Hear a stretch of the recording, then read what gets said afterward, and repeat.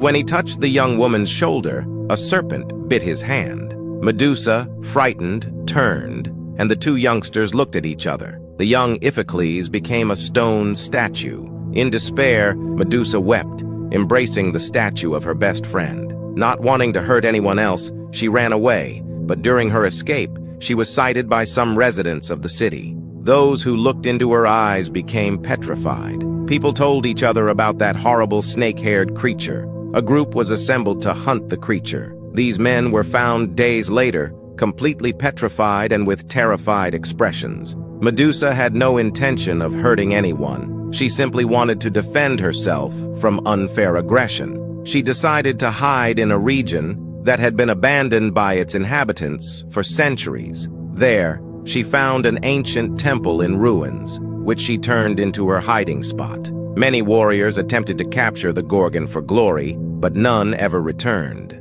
Isolated, Medusa kept losing her remaining humanity. Her reputation as a terrible monster became legendary. Medusa survived by hunting small animals and rodents. One of her prey led to an unexpected reunion. Medusa encountered an ancient bust that represented the goddess Athena. She realized that those ruins had once been one of the first temples to give shelter to the goddess. This discovery revived her ancient habits. Medusa started to care for the temple and exalt the glory of the goddess, the diligent daughter of Zeus. Albeit living a miserable existence, the young woman still showed her nobility.